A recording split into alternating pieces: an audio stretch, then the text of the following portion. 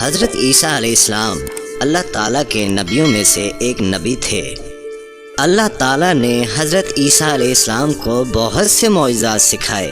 حضرت عیسیٰ علیہ السلام مٹی کا پرندہ بنا کر اس میں پھونک مار دیتے تو وہ خدا کے حکم سے اڑنے لگتا، اندھے اور کوڑی کو بھی تندرست کر دیتے تھے، اور خدا کے حکم سے مردے میں بھی جان ڈال دیتے تھے۔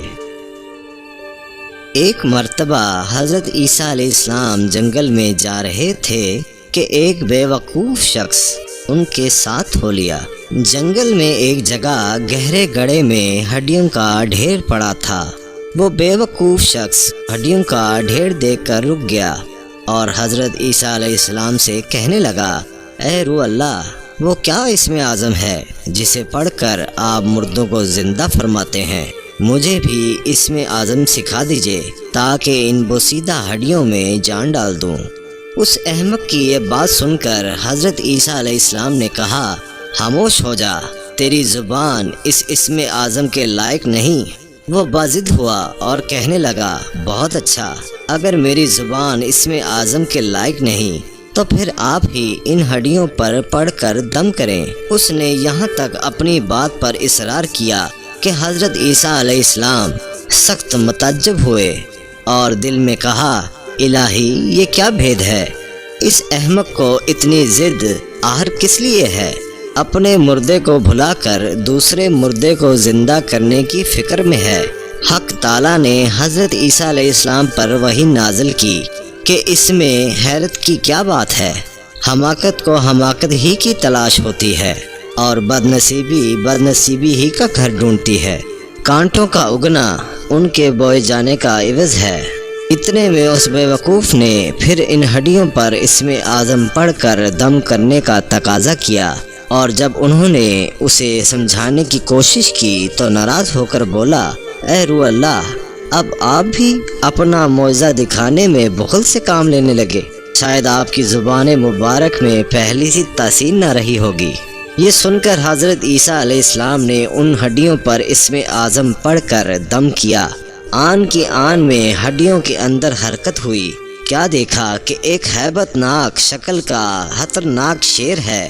اس نے گرج کر جستجو کی اور اس بے وقوف شخص کو لمحہ بھر میں چیر پھاڑ کر برابر کر دیا، یہاں تک کہ کھوپڑی بھی پاش پاش کر ڈالی۔ اس کا خول ایسا خالی ہوا جیسے اس میں کبھی بھیجا تھا ہی نہیں۔ حضرت عیسیٰ علیہ السلام یہ تماشا دیکھ کر حیران ہوئے اور شیر سے پوچھا، اے جنگل کے درندے، تو نے اس شخص کو اتنی تیزی سے کیوں پھاڑ ڈالا؟ شیر نے جواب دیا، اس وجہ سے کہ اس احمق نے آپ کو خفا کر دیا تھا اور آپ کی توہین پر اترایا تھا۔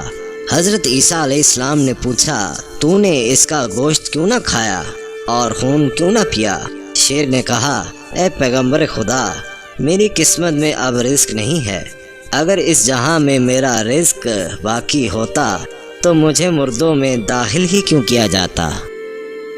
اس واقعے سے ہمیں یہ سبق ملا کہ اللہ تعالیٰ نے نبیوں اور پیغمبروں کو معجزات عطا کیے ہیں، ان کا انکار نہ کریں اور نہ ہی نبیوں کی شان میں گستاخی کریں، کیونکہ اللہ تعالیٰ نے خود قرآن میں فرما دیا ہے کہ ہم جب چاہیں جو چاہیں اور جس کو چاہیں عطا کر دیں۔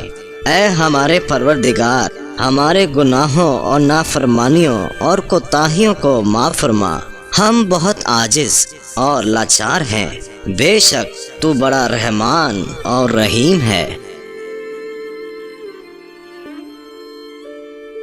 پیارے دوستو، ہم امید کرتے ہیں کہ آج کی ہماری ویڈیو آپ کو ضرور پسند آئی ہوگی۔